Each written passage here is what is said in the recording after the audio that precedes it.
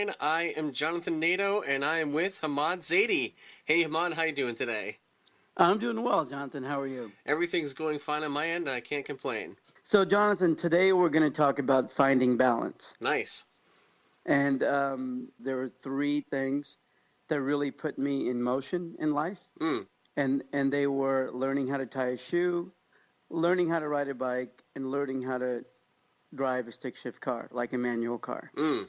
So today we're going to go over those three moments and discuss them, but not just discuss how they happened, but also discuss how they affected me moving forward. That sounds awesome. Yeah, but before we start, I promised our listeners that I'm always honest about my life. So I've got to tell you why I came to this conclusion to discuss this today. As I was walking my dog Sunny this morning, I was thinking about what am I going to talk about today when we get on the podcast together. And you know what happened? I was walking through a puddle, which I shouldn't have done. I always tell Lena and Zoe never to walk through puddles. I was walking through a puddle and I actually lost my balance, right? Yeah. And I fell really, really hard in this very large puddle. Oh, right? man. So I hurt my right elbow, which is dangerous because my right side's the only side that actually works. Yeah. Right? So I've got a really sore right elbow. I think my leg is a little bit scraped. And I laid there in this very large puddle that was probably a mix of, dew, the sprinklers in the park I was at, maybe a bit of dog urine. Yeah. Right? Yeah. Right? And I'm laying there, and I looked up at the sky, and I thought, all right, this is a sign. I guess I have to talk about finding balance because, the universe is telling me, hey, Hamad, we know you're going to talk about finding balance in your life, but guess, just as a reminder, you don't have it completely. We're going to trip you up just a little bit to make you remind yourself that you don't have full balance. Man, no, Sonny didn't take off, did he? Did he stick around? No. Sunny, my dog, she just looked at me and started licking my face, and I'm looking at her like, sweetie, you're like a 75-pound yellow Labrador. Help daddy. Yeah, exactly. But but we survived, and I got back, and my jeans are ruined, and, I smelled horrible, but, it all worked out. Yeah, it always does, right? Yeah, it always does.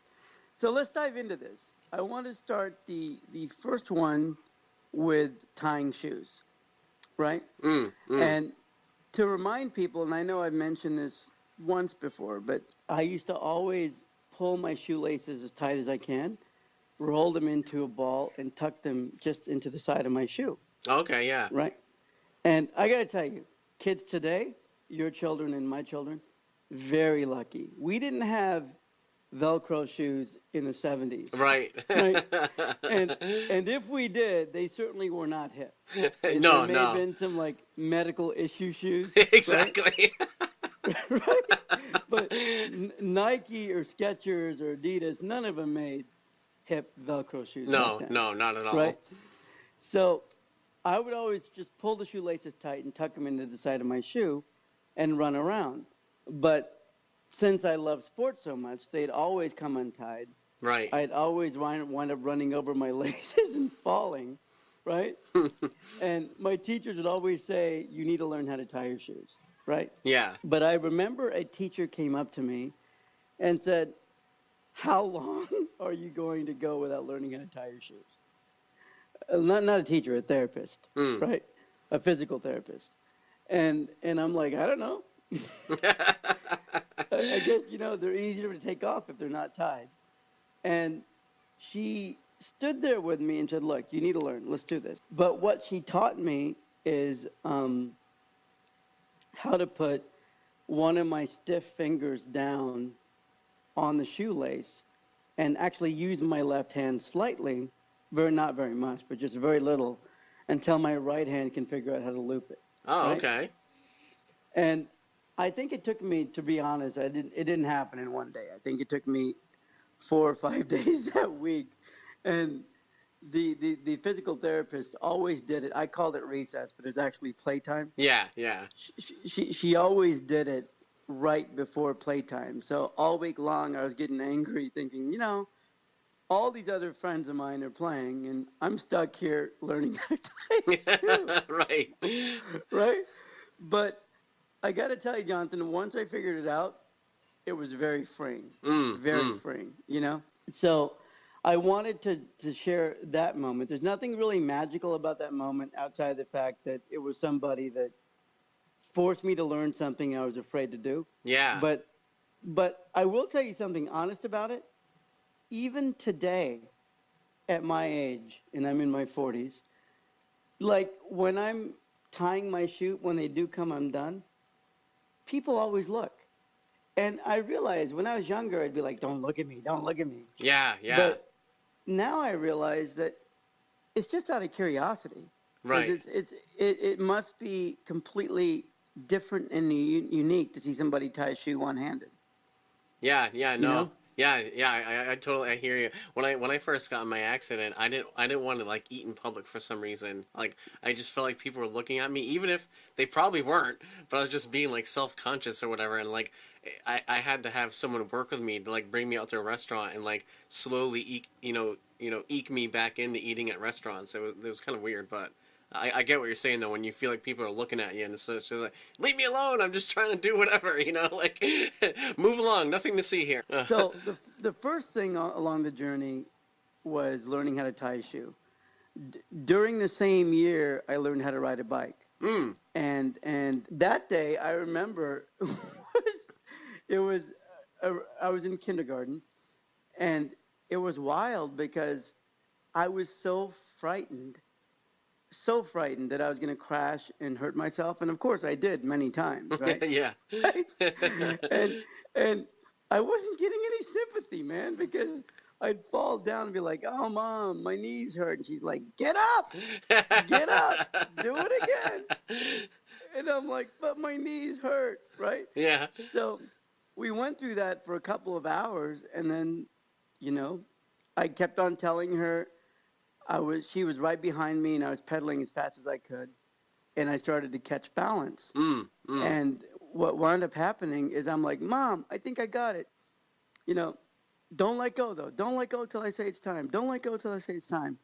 And then a couple seconds later, I hear her yelling, like, come on. And I realize that she's far away, and I've caught balance, right? Yeah. And that launched me into a lot of debauchery. Because once you have a bike, right? Oh man, yeah. You have motion. Well, you remember, right? Oh, totally. Yeah, I mean, when before I got my accident, I mean, at 10, 11, 12, 13, 14, I rode my bike everywhere. Even like next towns over everywhere. Like I wouldn't care if I pedaled for 2 hours. I would get wherever I wanted to go. It was awesome. Yeah, no, riding, I was the same way. But I live right by the beach. And when I get time, I pull the bike out and ride up and down the beach. Nice. And even today, remember, I mentioned in a previous podcast that when I would ride my bikes down the hill as a child, people would get out of the way. And I'd think, hey, man, I'm just a badass. Right. And realistically, they're like, oh, my God, this guy's going to lose his balance and crash into us. And, when I rode my bike around Hermosa Beach and Redondo Beach, kind of the same thing, man. You're still a badass. They're like, hey, how you doing? But as they're saying hi, they're swerving away, right? Like, give him space, give him space. And for those of you who see me riding my bike along the Strand in Hermosa or along Redondo Beach around the pier, just know that I am fully insured. And if I do crash into you, you will be taken care of. I probably shouldn't have said that because now people are going to yeah, exactly. Now people are going to dive in front of you. Dive in front of me, yeah, exactly. So, but the one hurdle that I always wanted to get over was driving stick shift, right? Yeah. And I never thought I would. And I've always been a fan of Porsche. That's been my dream car since a child. And I never thought I would ever be able to drive one. But I remember I was in Austin, Texas. I was 19 years old. My girlfriend at the time, Trisha, got tired of hearing me complain about something I can't do, right? And she's like, you know what? I'm going to teach you how to drive a stick. She had a 1980 burnt orange Chevy Chevette. Nice. right? And I'm like, Trish, are you sure you want me to do this? And she's like, just do it because I'm tired of hearing you complain, right? Yeah, yeah. And it took one afternoon. It literally only took like, you know, 20, 30 minutes until I figured out how not to like stall the car every time. Yeah. So once I learned how to drive one, most of the cars I bought were standards. But the reason I wanted to talk about this topic today is simply that I think everyone has hurdles in their life. Mm. Everyone does. And, you know, they're never as bad as you think they are after you've completed it. Right? Isn't that always the case? Oh, totally. Absolutely. One thing that's funny too with these three stories actually, which it's almost out of the normal for you, or at least for what I know of you. Like these three stories, like with tying shoes, you didn't want to you didn't want to bother learning how to tie your shoes, or you didn't want to deal with it. But the lady that you're helping, the lady that was at the center, she said, "Oh no, you're gonna learn how to do this." But then, yep. Your mom, you were like, "I can't do it, I can't do it, I can't ride a bike." But your mom's like, "No, you're going to do this." And then, so your mom got you to overcome riding a bike. And then Right. you were like, "I'm never gonna be able to drive a stick shift. I'm never gonna be able to drive a stick shift." And your girlfriend was like, "No, you're gonna do it today." And so, like, in all three stories, you had an outside force pushing you forward. Yeah, that's a really good observation. Until this very moment, I'd never even connected that. So And and like I said, that's not, from what I know of you, that's not the norm, which is interesting on many levels. But you still had someone outside of you pushing you forward, even though you're normally the one pushing you forward. and in all three cases, and my mom's gonna probably kill me for this, but in all three cases, they were very loving but slightly mean women. Right? Kind of pushing it, right? And I think the bottom line is they were just like, we're tired of hearing him complain. You're either gonna do it or you're gonna shut up about it. Yeah, yeah. And in all three cases, that was also the case. They're gonna be like, we don't want to hear about this again. So either figure it out or don't talk about it again. Yeah, yeah. Hey, I think that's probably a good spot to wrap this thing up at. Yeah, yeah. It was great. Like I said, it was awesome. I know you pointed this out before, but it's funny how your friend pointed it out. Like, hey, all those things are you in motion, and that's really cool. So yeah, it is. And the funny thing is, it's fun.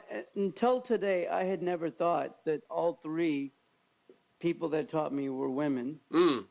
And they were all, people forcing me to do something I was afraid to do. Yeah, yeah. Because usually I just throw caution to the wind and do something and figure out whether it's failing or succeeding later. Yeah. I'm the same way. Yeah, it's good. Well, listen, everyone. Thank you for listening to Limping on Cloud 9. Jonathan, you want to share with everyone where they can hear us? Yeah, so go to iTunes. We greatly appreciate any reviews you'd like to leave us. And, tweet about the podcast, share it on Facebook, whatever your favorite social media network is your favorite of choice. Please spread the word. And, again, leave any reviews that you can. Tell everyone know about us. And, Hamad, how can they get a hold of you? Oh, they can email me directly at hamad@hamadzaidi.com. And you're like, whoa, I can't spell that. So here it is. It took me a while to spell it, too, and it's my name. But here it is. It's HAMMAD at HAMMADZAIDI.com. There you go. There you go. There you go. Just like that. And again, Hamad, it was awesome. Yet again, another great episode with you. And thank you so much for sharing your stories with us. And everyone, thank you for listening. Thank you for downloading. And we will talk to you next episode. See ya. Oh, and one last thing. Thank you for lending me your ears. All right. Everyone, thank you. And we'll talk to you next episode. See ya.